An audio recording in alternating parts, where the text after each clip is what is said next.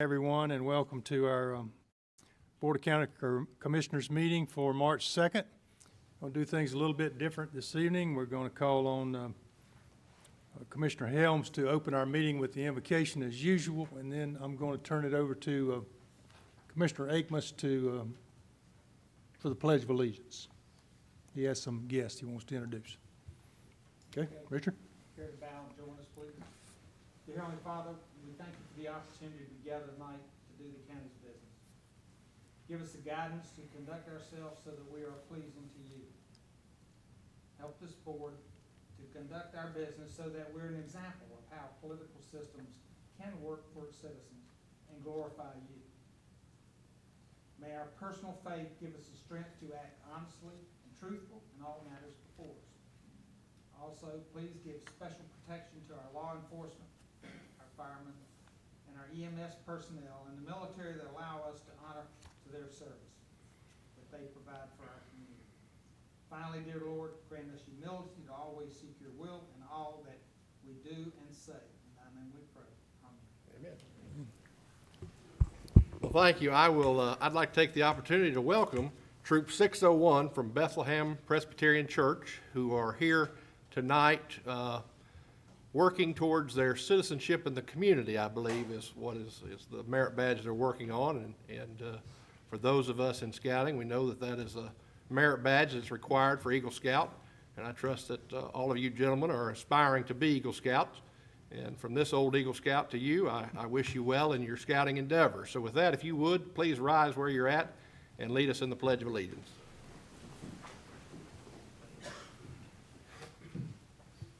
Salute. Pledge. I pledge allegiance to the flag of the United States of America and to the republic for which it stands, one nation, under God, indivisible, with liberty and justice for all. Two.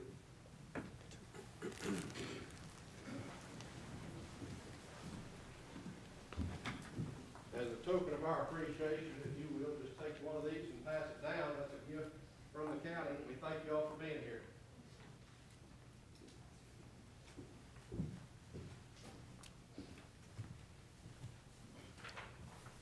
Thank you, Mr. Chairman. Yes, sir. Our next item on the agenda is our informal comments. We had no one to sign up to speak this evening, and so we will move to the additions, deletions, and adoption of the agenda. Motion to approve the agenda. We have a motion. All in favor, say aye. Aye. Next item is consent. Motion to approve as presented. We have a motion to approve the consent agenda. All in favor, say aye. Aye. That takes us to our item of old business. We have no business under old business this evening. So that will take us to new business and item number 16, resolution supporting the state of North Carolina's proposed fiscal year 2019-2021 biennium budget. If necessary, I'm going to change the rules a little bit. We have with us tonight distinguished senator from our area, Todd Johnson, and I'm going to ask him to come up and share some information on this resolution. Thank you, Mr. Chair, Board of Commissioners. It's a privilege and honor to be here with you tonight. About a week ago, I have reached out to all five of you asking that you consider a resolution of support for the state budget. And as you can see by the way the resolution is written and the items mentioned here, it does have direct impacts on our county. And just as a piece of information for you, I will be reaching out to the Board of Education also and asking them to adopt a resolution similar to this due to the importance of the nature of a state budget on Union County. Fortunately, back in probably around 2014, 2015, the General Assembly had the foresight to put forth and put in place a continuing resolution. So it's important that everyone notes that we are not, as a state government, we are not like the federal government in that we quote unquote shut down. Basically what this means is we continue to operate on the previous biennium budget. And with that, budgets have recurring and non-recurring expenses. And the non-recurring expenses do weigh burden on the county because those can only be paid in that particular budget. So there's certain non-recurring expenses that are not included in the continuing resolution. In addition, as we can, if you look on the resolution, there's some items that I think are important to point out. And as you can see, so many times we get caught up looking at dollars and line items on budgets. And what we all have to remember as elected officials is behind every line item, every dollar figure, there's a person, there's a family, there's a program, there's somebody that's affected. So when these items do not get funded, it directly affects our neighbors, our friends, our community. In this budget, I think Union County, we did pretty well.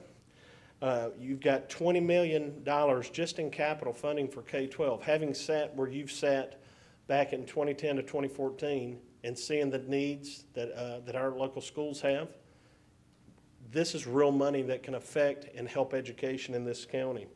$5.5 million for community colleges. As many of you know, community college is very important to me. I've spoken with many of you about this issue before. We have $5.5 million that's set to come to this county to develop an aseptic training facility.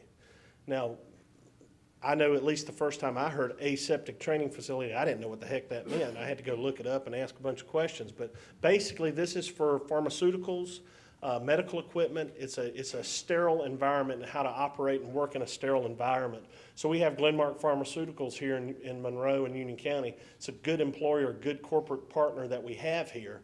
But we need to be able to attract more, because a lot of those groups, they like to work together and in the same area because they can have customized training coming out of community colleges. And these aren't $15 an hour jobs. These are sizable jobs for people with good benefits and folks that they can make a career out of these. So this is something that's important in Union County because we would have the only aseptic training facility here in Union County west of 95 other than RDU. So it's a very big opportunity for our region from an economic development standpoint. I'm not going to go through every item on this list, and this is not an exhaustive list of Union County benefits from the state budget, but I will tell you, we all know the opioid epidemic that we are having not only in Union County, but in basically our entire country. And what you learn really quick when you look at this is the opioid crisis does not care about the color of your skin, the age, your profession, your educational value, your income level. It doesn't care about any of that. It can strike anyone at any time. And you'll be hard-pressed to at least find a family that has not been impacted by the opioid crisis. So you look here, we've got Bridge to Recovery as one, Ground 40. These are organizations that help people get back on their feet and become productive citizens. And you're basically reaching out to these folks and helping them in a time of need. These are folks that want to do good. They want to be productive citizens. Education, again, with foundations, also the charter schools, City of Monroe, fire and rescue, different things that directly affect us. So when I brought this forward to you, and as I said, I am taking this to the Board of Education asking for support. We need to send a message and tell the folks in Raleigh that this is important. These aren't dollars and figures listed on a sheet of paper. It's just not line items that we look at and shuffle through papers. This has direct impact on our community, on the people that we are charged to serve with and that we have the privilege to serve. And one other thing I will tell you, our budget was passed with a bipartisan. A lot of times this gets missed in the media simply because it doesn't sell. But this budget was passed with a bipartisan support, actually a bipartisan supermajority. But there's been some outside influences that have kept this from passing ultimately. We're one vote short in the Senate, and we're hoping when we go back in April the 28th that we can, in fact, override this budget. So this resolution tonight will allow us to send the message to Raleigh and let them know that it's important to us. And if it's okay with you, Mr. Chair, I'd entertain any questions anyone has. Absolutely. Questions for the senator? Y'all don't be that easy on me. No question. We, Thank you. I would congratulate you. You know, the 20 million for the schools is tremendous. And the 50,000 for Ground 40, that's a lot of money for Absolutely. Wesley Kazire to do what he's doing. Well, and I would be remiss if I didn't at least mention my colleagues in the House, Representative Art, Representative Horn, and Representative Brody. you learn really quickly. Things in Raleigh don't get done if you just do it in one chamber. You have to work across the chambers, and they were very helpful and influential in basically all of these items also, so they were very helpful with that. I would just like to thank you for bringing it forward to us. I also say that about 2 weeks ago, we had our first joint meeting with the school board. It's going to have a tremendous impact on their budget and our ability to construct a budget here for this year. So it's critical to our county and this state, I believe, to move forward. So again, thank you for bringing it forward. And I would ask our communication team, if they will, to make sure that this, we're not going to read it verbatim word for word, but that you could put this information somewhere on through social media or on our website such that the public can see it and see the impact that it's having on Union County. Again, thank you so much. Thank you. And Commissioner Akins. I'd like to make the motion, we adopt the resolution supporting the state of North Carolina proposed FY 2019 through 2021 biennium budget. We have a motion. Any further discussion? Hearing none, all in favor say aye. Aye. Any opposed? County manager's comments. Yes, Mr. Chairman, thank you. Couple of things this evening. One is to remind everyone that the annual Dancing in the Clover event is right around the corner. It's scheduled for March the 21st, that's Saturday, starting at 6 p.m. Ticket sales will end March the 6th at 5 p.m., so you want to make sure you get your tickets for that.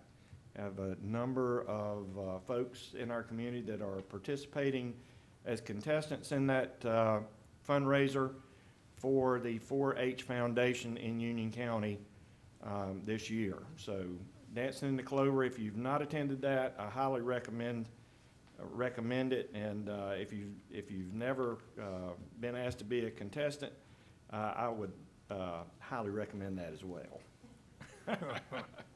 Secondly, there's several folks in the here tonight I would like to recognize. Don Moyer, if you would please stand up back there in the back of the room. Don Moyer is our emergency management director.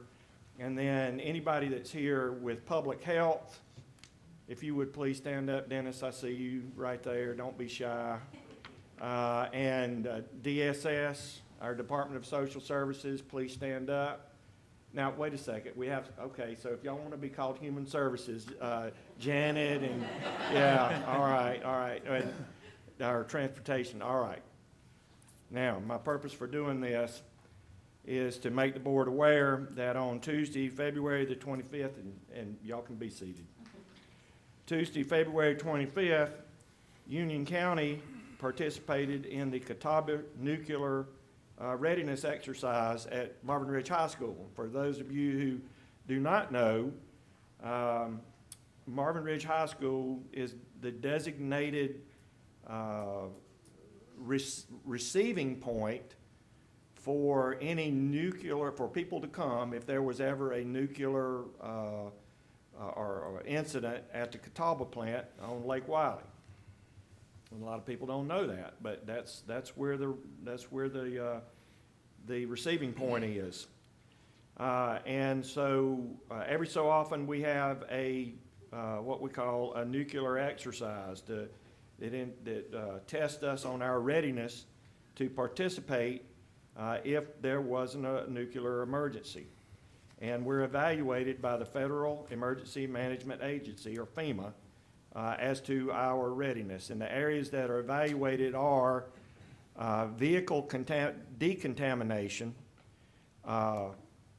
decontamination of persons, portal monitoring, that's the monitoring of the flow of people coming into Union County from York County, South Carolina, congregate care, what do we do with them, how do we care for them once we get them here, and sheltering.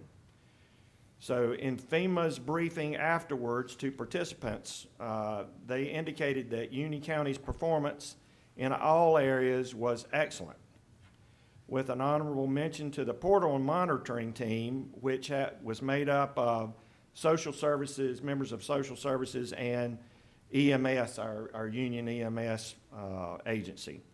And according to FEMA, we performed within the top 10% in the country in this exercise. As a side note, the state of Georgia sent their emergency management team up here to observe our exercise and specifically to gather information about Union County's animal sheltering model, and that becomes a very important component anytime you have one of these events to occur. What do you do with household pets? The after-action report from FEMA is expected within the next 60 days, but I would like to make note of all of the participating agencies.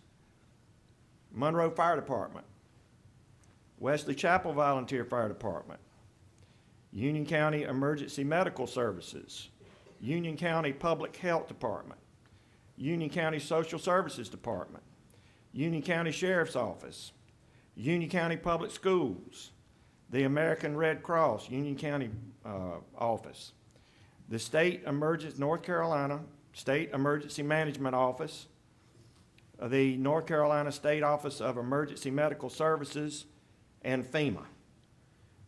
It was quite an exercise. I understand it went incredibly smooth, but that goes, the credit goes to the folks that do all of the preparation, planning, training that go into the execution of that plan, and a number of them are our staff members, and I just want to tell y'all how appreciative we are that y'all are taking care of us, and that y'all are prepared in case something like this were ever to occur.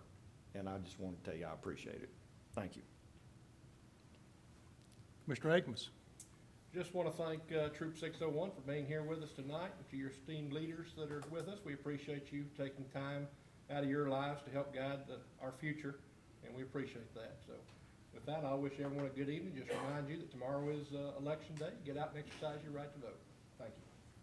Commissioner Rushing. No comment. Commissioner Helms. Yes, I'd also like to thank Troop 601 for coming and setting the example for young people. And like Commissioner Akins, tomorrow is election day. I hope to see you out there. Thank you. Mr. Ray. I would like to congratulate and thank Troop 601 for coming in. I appreciate what staff does. Y'all make the job easier than it could be. So, that's all. Troop 601, thanks for being here. All you guys that took the time out of your day, and for your leaders that support you to be here, setting a goal to get that citizenship and the community merit badge in the nation, and all those others. I don't know how many, 21 or how many you have to get that Eagle. Remember that percentage of guys that end up being Eagle Scouts. Strive for that excellence. Don't give up. Don't give up. Pressures will continue to get harder and harder, and the job will get harder and harder becoming an Eagle Scout, but you can do it. You can do it. And thanks for leading the Pledge of Allegiance. You wear that patch on your shoulder, and those colors in that flag are there for a reason. That red means something. The young men died so that we have the freedoms that we enjoy, and one of them, a big freedom, is that to be an engaged citizen and to vote. So I encourage everyone here and everyone that can to be sure and vote tomorrow. I want to say thank you to Manager Watson for mentioning Dancing in the Clover. That's another great organization, our 4-H program. And to say that Commissioner Agmas, Manager Watson, and myself have all participated. And to say to Commissioner Rape, Commissioner Helms, and Commissioner Rushing that you can run, but you cannot hide. So with that, I'll offer a motion to adjourn. All in favor say aye. Aye. Have a great evening. Thank you.